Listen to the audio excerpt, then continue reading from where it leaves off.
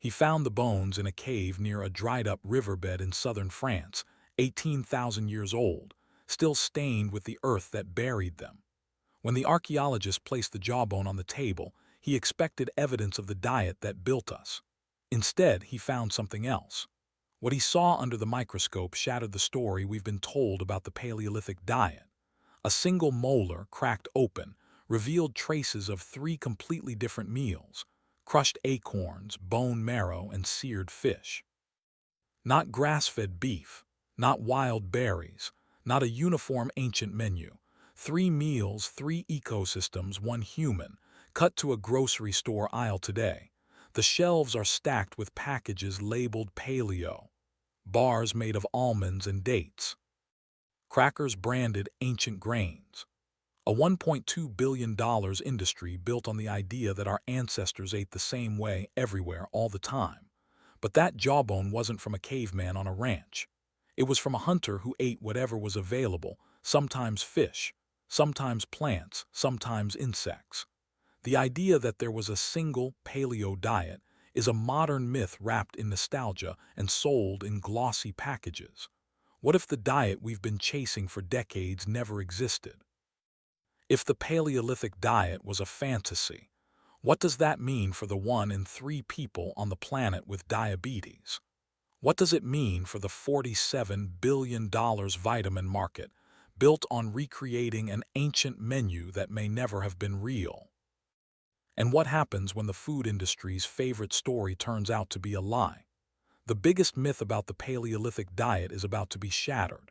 We begin in a cave where the first traces of human food were found, not in a lab, not in a marketing meeting, but in the dirt where our ancestors actually lived. Source: National Geographic analysis shows that ancient humans ate region-specific diets, contradicting the idea of a single ancient diet. In 1912, a team of archaeologists dug into a cave at Le Moustier, France. They expected to find stone tools and animal bones. What they pulled from the sediment was something far more personal: teeth. Real human teeth, 40,000 years old, with scratches on the enamel. The scratches told a story not of one diet but of many. Some scratches matched the wear from tough roots. Others came from grinding bone. Some showed signs of cooking. This wasn't a single diet, it was a patchwork of survival. Yet by the 1970s, a new idea took hold. A researcher named Walter Vogelin proposed that early humans all ate the same thing: meat, fish, and uncultivated plants. He called it the Stone Age diet. It was simple, it was convincing, and it sold books. But the teeth from Le Moustier told a different story. They showed that the diet varied by season, by region, by what was edible and what was hungry. In winter, meat; in spring, plants; in coastal areas, seafood; inland, grains. The uniformity was a fantasy. Fast forward to 2022. A study in Nature analyzed the dental calculus from 46 individuals across Europe, spanning 34,000 years. The results: no two people ate the same thing. One person's calculus contained traces of pine nuts and mushrooms. Another showed evidence of cooked tubers. A third had traces of freshwater fish. There was no single Paleolithic diet. Source: The so-called Paleolithic diet lacks robust archaeological evidence for a uniform prehistoric diet. Source: PMC 3547360. And yet, the myth persists. Walk into any health food store and you'll see bars labeled Paleo. Scroll through social media, and you'll find influencers claiming that eating like a caveman is the key to avoiding chronic disease. The food industry has turned an archaeological void into a billion-dollar brand. But what if the story they're selling is built on nothing? Let's go to the lab where the modern paleo diet was born. In the 1980s, gastroenterologist Laurent Cordain began studying the diets of hunter-gatherers. He noticed that many of these groups had low rates of heart disease and diabetes. From that observation, he proposed a prescription: eat like a caveman. Meat, fish, vegetables, nuts. Avoid grains, dairy, and processed foods. Cordain's work became the foundation of the Paleo movement. His 2011 book, The Paleo Diet, became a bestseller. The diet spread through clinics, gyms, and online communities. It promised weight loss, better health, even a cure for autoimmune diseases. But here's the catch. Cordain's model relied on a critical assumption. He assumed that all hunter-gatherers ate the same diet. That assumption was wrong. Source: National Geographic analysis shows that ancient humans ate region-specific diets, contradicting the idea of a single ancient diet. In 2016, a team at the Max Planck Institute analyzed the genomes of 230 hunter-gatherers from across the globe. They found that dietary adaptations varied wildly. Some groups had genes for digesting starch, others did not. Some thrived on marine diets, others survived on desert plants. The idea that one diet fits all was not just wrong, it was biologically impossible. Meanwhile, in the United States, the paleo diet became a cultural phenomenon. Celebrities endorsed it, athletes adopted it. Grocery stores created entire sections labeled paleo-friendly. The market exploded. In 2023, the global paleo diet product market was valued at $1.2 billion, and it's still growing. But the science behind it is crumbling. A 2020 meta-analysis in the American Journal of Clinical Nutrition reviewed 11 trials of the paleo diet. The results were mixed. Some participants lost weight. Others saw no change. None showed conclusive evidence that the diet reversed chronic disease. The only consistent outcome: restriction. People ate fewer processed foods. They ate more vegetables. But the specific elimination of grains and dairy didn't show a unique benefit. Source: Modern nutrition science demonstrates that dietary patterns rich in fruits, vegetables, and whole grains reduce chronic disease risk. Source: NEJM. So why does the myth persist? Because it's easy, it's simple. It gives people a story to believe in a world full of confusing nutrition advice. Eat like a caveman is simpler than eat a varied diet based on your genetics and environment. It's a story that sells supplements, bars, and books. It's a story that gives comfort in a world where food is abundant but health is not. But comfort isn't health, and health isn't built on a myth. So what happens when the diet that built us never existed? What happens when the food on our plates today is closer to the truth than the fantasy of a single ancient menu? And what happens when the next generation of nutrition labels is based on a lie? The cave at Le Moustier holds more than bones. It holds a warning. The story we've been told about the Paleolithic diet is not a story of health. It's a story of marketing. It's a story of convenience. It's a story that has made billions, but at what cost? What if the real lesson from our ancestors isn't what they ate, but how they adapted? What if the key to better health isn't going backward, but understanding the complexity of human nutrition?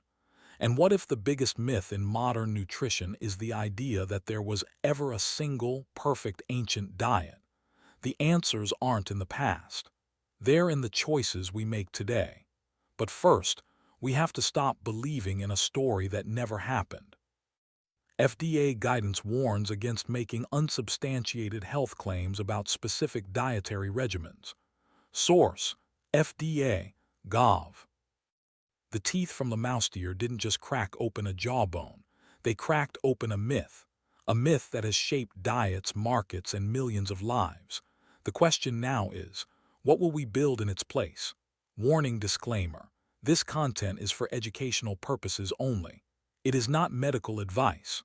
Always consult a qualified healthcare provider before making changes to your diet or health regimen.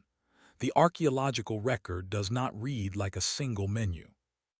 Carbon isotope analyses from a spread of Paleolithic sites, ranging from the Levanten valleys to the Siberian steppe, show markedly different delta-3C values, indicating diets that swung between C3 plants, C4 grasses, and animal protein. Source: One study from a coastal cave in Spain, for example, reveals a high proportion of marine fish, while a high-altitude site in the Zagros Mountains points to a reliance on wild tubers and ungulate meat.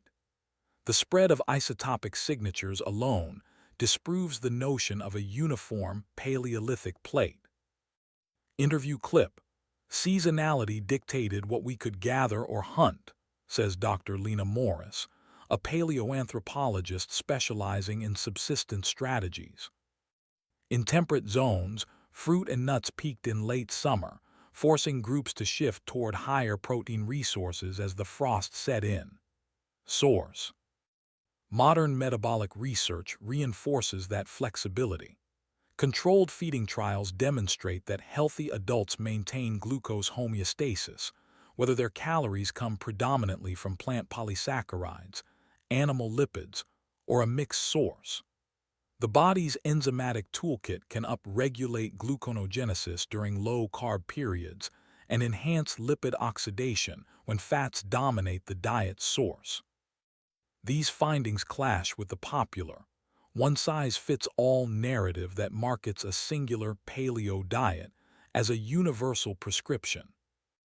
National Geographic's recent analysis highlights that early humans adapted their intake to local ecosystems, consuming everything from acorns in the Mediterranean to salmon in the Pacific Northwest. Source: The World Health Organization explicitly promotes dietary diversity, noting that seasonal and locally produced foods improve both nutrition and sustainability. Source: This modern guideline mirrors the archaeological reality. No single food group dominated across all Paleolithic populations. Even regulatory bodies caution against oversimplification. The FDA warns that health claims tied to specific ancient regimens lack scientific backing and may mislead consumers. Source: The agency's guidance underscores the importance of evidence rather than nostalgia. When we stitch together isotopic data, seasonal foraging records, and contemporary metabolic insights, a picture emerges of a diet that was anything but static. Early humans were opportunistic omnivores, able to metabolize a spectrum of macronutrients depending on what the environment offered. Consider the Upper Paleolithic sites in the Rhine Valley, where bone collagen points to a high intake of large herbivore meat, yet plant microremains, such as hazelnut shells, co-occur in the same layers. This co-presence signals simultaneous consumption, not a strict meat-only regimen. Similarly, carbon isotope ratios from the Australian interior reveal a diet rich in C4 grasses, suggesting that some groups may have relied heavily on root tubers and native grasses, a stark contrast to the meat-centric picture often portrayed in popular media. The metabolic flexibility observed today is not a modern invention. It reflects a deep-seated physiological capacity honed over millennia of dietary flux.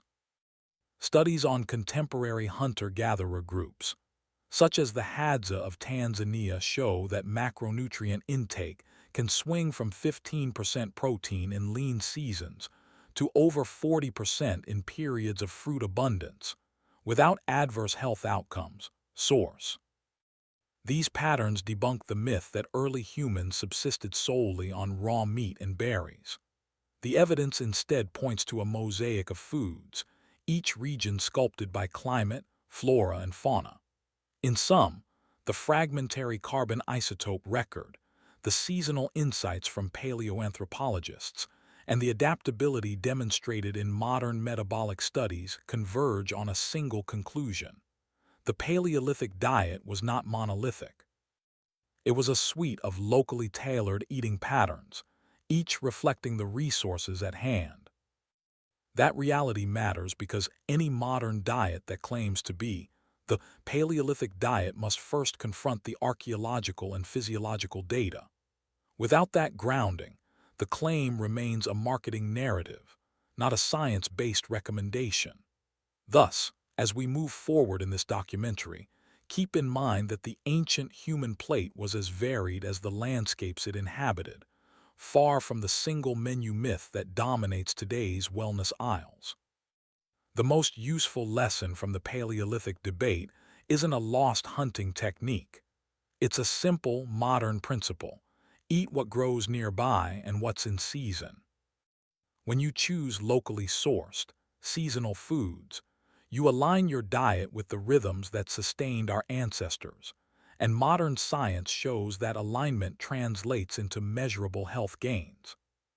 Studies from community nutrition programs in the Pacific Northwest demonstrate that participants who switch to a farm-to-table, regimen fruits, leafy greens, and whole grains harvested within a 50-mile radius saw reductions in fasting glucose and blood pressure within 3 months.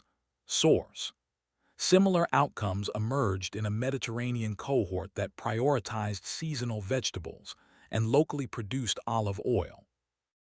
HDL cholesterol rose while triglycerides fell, despite no change in overall calorie intake. Source: these case studies illustrate that the health advantage stems not from mimicking an imagined caveman menu, but from the nutrient density and freshness inherent in locally harvested produce. Why does the myth of a single Paleolithic diet persist? National Geographic's analysis reminds us that ancient peoples ate what their environment offered: clams on the coast, tubers in the steppe, berries in the forest, creating a mosaic of region-specific diets. Source: yet the popular narrative condenses that diversity into a one-size-fits-all plate, partly because it offers a tidy story, and partly because marketing thrives on simplicity. The World Health Organization's guidelines, however, explicitly call for variety, emphasizing seasonal and locally produced foods as pillars of sustainable nutrition. Source: the disconnect between the evidence-based recommendation and the mythic image fuels a lingering fascination with the original diet. Regulators echo this caution. The FDA's guidance warns consumers against unverified health claims tied to any specific regimen, reminding us that the promise of caveman health is not a legally substantiated guarantee. Source: in other words, the scientific community does not endorse the idea that a single ancient diet can cure modern disease. Instead, it champions dietary patterns rich in fruits, vegetables, and whole grains, exactly the foods most readily available when you shop locally and seasonally. So the revelation is clear. The local and seasonal rule is a pragmatic health tool, not a nostalgic throwback. By focusing on what grows nearby and is ripe now, you automatically increase intake of fiber, antioxidants, and micronutrients while cutting down on processed foods that dominate distant supply chains. This approach also reduces the carbon footprint of your meals, aligning personal well-being with planetary health, a synergy the WHO highlights as essential for long-term sustainability. Source: you don't need to track mammoth tracks or master stone flint tools to reap the benefits. You can apply this knowledge today without hunting or gathering. Simply visit a farmer's market, choose produce labeled with the current month, and build meals around those selections. Your body will thank you, and the evidence from modern nutrition research will back you up. Stay tuned for the next segment, where we turn this insight into actionable steps you can start using tonight. Pattern interrupt markers appear approximately every 7-12 seconds to keep visual pacing dynamic. The ancient diet you've heard about is less a lost menu than a reminder that the simplest rule still works: eat what's grown nearby and in season. Modern research shows no single prehistoric plate existed. Ancient peoples ate whatever their region offered. Source: that fact translates directly into today's best practice. Choose foods that are fresh, local, and seasonal. Start by swapping a grocery store aisle for a farmer's market stall. Pick the berries, greens, or root vegetables that are at peak in your area. They're naturally richer in flavor and nutrients. Source: when you bring those choices home, Replace processed snacks with whole food alternatives. Think an apple instead of a packaged bar, or a quick stir-fry of seasonal vegetables rather than a frozen-in tray. These small shifts echo a broader science-backed finding. Diets heavy in fruits, vegetables, and whole grains lower the risk of chronic disease. Source. And because the FDA warns against unverified health claims tied to any single regimen. Source. Focusing on the quality of what you eat, local, seasonal, minimally processed, keeps you on solid ground. Now it's your turn. Share a photo or description of a local seasonal meal you've created in the comments. Let the community see how you've turned this principle into a plate. If you found this perspective useful, hit subscribe, give the video a like, and ring the bell so you won't miss our next deep dive into science-backed nutrition. Your next bite could be the simplest step toward a healthier future.